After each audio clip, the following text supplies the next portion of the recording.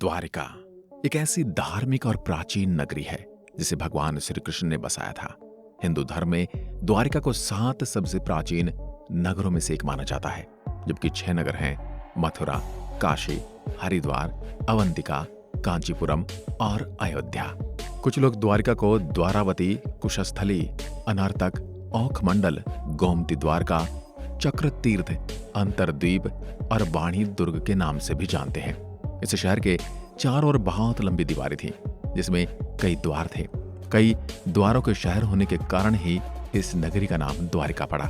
परंतु अब ये सवाल उठता है कि श्री कृष्ण की मृत्यु यानी उनके देह त्याग के पश्चात ऐसा क्या हुआ कि पूरी नगरी जलमग्न हो गई। आज हम आपको बताएंगे कि आखिर अब क्यों और कैसे डूबी थी कृष्ण भगवान की द्वारिका नगरी। द्वारिका नगरी को श्री कृष्ण की कर्म भूमि भी कहा जाता है। महाभारत में वर्णित कथा के अनुसार श्री कृष्ण ने जब मामा कंस का वध किया था, तब जरासंध ने कृष्ण और यदुवंशों का नामो निशान मिटाने की ठान ली और मौका मिलते ही जरासंध यादवों पर बार बार आक्रमण करता रहा। धीरे धीरे उसके अत्याचार बढ़ने लगे तो अंत में यादवों की सुरक्षा के लिए भगवान श्री कृष्ण ने मथुरा को छोड़ने का निर्णय लिया। मथुरा से निकलने के बाद श्री कृष्ण ने एक ऐसे नगर की स्थापना की जो विशाल और सुसंगत था। इस नगर का नाम था द्वारिका नगरी। कहते हैं श्री कृष्ण अपने कुल बंधुओं के साथ द्वारिका में बड़े आराम से रहने लगे। समय बीतता गया। 36 वर्ष राज करने के बाद और भगवान कृष्ण की देह त्याग के बाद द्वारिका नगरी भी समुद्र में समा गई। पौराणिक ग्रंथों में द्वारिका के समुद्र में विलीन होने के जुड़ी 2 कथाओं का विवरण मिलता है।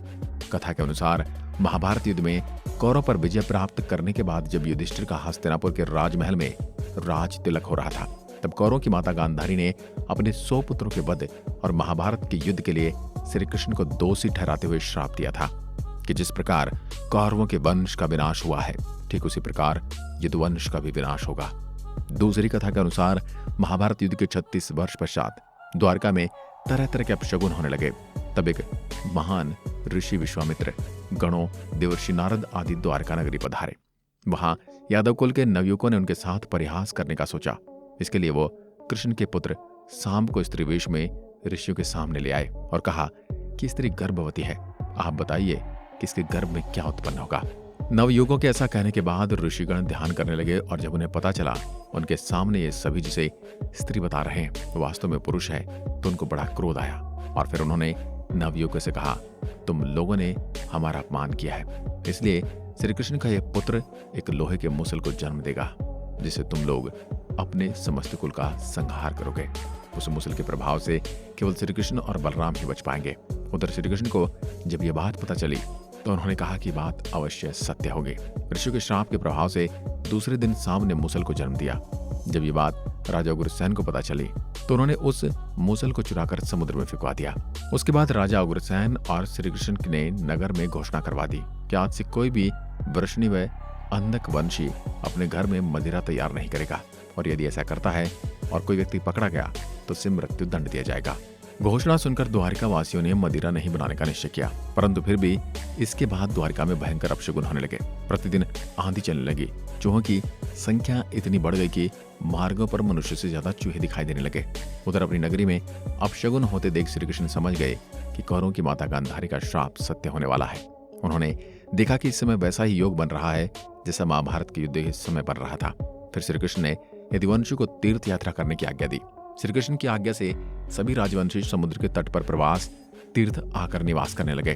प्रवास तीर्थ में रहते हुए एक दिन सात्यकी ने आवेश में आकर कृतवर्मा का उपहास उड़ाया और अनादर कर दिया। कृतवर्मा ने भी कुछ ऐसे शब्द बोले कि सात्यकी को भी क्रोध आ गया और उसने कृतवर्मा का वध कर दिया। यह देख अंधक वंशियों ने सात्यकी को घेर लिया और उस पर हमला कर दिया। सात्यकी को अकेला देख श्री कृष्ण के पुत्र प्रद्युम्न उसे बचाने दौड़े और सात्यकी व प्रद्युम्न अकेले ही अंधक वंशियों के भिड़ गए, परंतु संख्या में अधिक होने के कारण वे अंधक वंशियों को पराजित न कर पाए और अंत में उनके हाथों मारे गए। अपने पुत्र और सात्यकी की मृत्यु से क्रोधित होकर श्री कृष्ण ने एक मुट्ठी घास उखाड़ ली। हाथ में आते ही वह घास वज्र के समान भयंकर लोह की मुसल बन गई। उस समय काल के प्रभाव से सभी वीर मूसलों से एक दूसरे का वध करने लगे। यदुवंशी भी आपस में लड़ते हुए मरने लगे। श्री कृष्ण के देखते ही देखते सांब, चारोदेशण, अनिरुद्ध और गद की मृत्यु हो गई। अंत में श्री कृष्ण ने अपने सारथी दारुक से कहा कि तुम हस्तिनापुर जाओ और अर्जुन को पूरी घटना बताकर द्वारिका ले आओ। दारुक ने ऐसा ही किया। इसके बाद श्री कृष्ण बलराम को उसी स्थान पर रहने का कहकर द्वारिका लौट आए। फिर श्री कृष्ण ने पूरी घटना अपने पिता वासुदेव को बताई। यदुवंशियों के संहार की बात जानकर उन्हें भी बहुत दुख हुआ। श्री कृष्ण ने वासुदेव जी से कहा कि आप अर्जुन के आने तक स्त्रियों की रक्षा करें। उस समय बलराम जी मेरी वन में प्रतीक्षा कर रहे हैं, मैं उनसे मिलने जा रहा हूँ। ये कहकर श्री कृष्ण वन की ओर चल पड़े। वन में जाकर श्री कृष्ण ने देखा कि बलराम जी समाधि में लीन हैं। देखते देखे बलराम जी शेषनाग के रूप में परिवर्तित हो गए और भगवान श्री कृष्ण से आज्ञा लेकर वैकुंठ धाम वापस लौट गए। उधर बलराम जी द्वारा देह त्यागने के बाद श्री कृष्ण वन में घूमने लगे। घूमते घूमते वे एक स्थान पर बैठ गए और गांधारी द्वारा दिए गए श्राप के बारे में विचार करने लगे। देह त्यागने की इच्छा से श्री कृष्ण ने अपनी इंद्रिय को संयमित किया और योग की अवस्था में पृथ्वी पर लेट गए। जिस समय भगवान श्री कृष्ण समाधि में लीन थे, उसी समय जरा नाम का एक शिकारी हिरणों का शिकार करने के उद्देश्य से वहां आया। उसने हिरण समझकर दूर से ही श्री कृष्ण पर बाण चला दिया। बाण चलाने के बाद जब अपना शिकार पकड़ने के लिए आगे बढ़ा तो योग में स्थित भगवान श्री कृष्ण को देखकर उसे अपने कृत्य पर पश्चाताप हुआ और श्री कृष्ण के चरणों में बैठकर क्षमा मांगने लगे। तब श्री कृष्ण ने उसे आश्वासन दिया और अपने परम धाम चले गए। इधर सारथी दारुक ने हस्तिनापुर पहुंचकर यदुवंशियों के संहार की पूरी घटना पांडवों को बता दी। यह सुनकर पांडवों को बड़ा शोक हुआ। अर्जुन तुरंत ही अपने मामा वसुदेव से मिलने के लिए द्वारिका चल दिए। अर्जुन जब द्वारिका पहुंचे तो श्री कृष्ण की रानियां उन्हें देखकर रोने लगी। उन्हें रोता देख अर्जुन भी रोने लगे और श्री कृष्ण को याद करने लगे। उसके बाद अर्जुन वासुदेव जी से मिले। वासुदेव जी ने अर्जुन को श्री कृष्ण का संदेश सुनाते हुए कहा कि द्वारका शीघ्र ही समुद्र में डूबने वाली है, अतः तुम सभी नगरवासियों को अपने साथ ले जाओ। उसके बाद अर्जुन अपने साथ श्री कृष्ण के परिजनों तथा सभी नगरवासियों को लेकर इंद्रप्रस्थ की ओर चल पड़े। उन सभी के जाते ही द्वारिका नगरी जलमग्न हो गई। यह दृश्य देखकर सभी को बड़ा आश्चर्य हुआ और इस प्रकार द्वारिका नगरी जलमग्न हो गई। आज की वीडियो में बस इतना ही।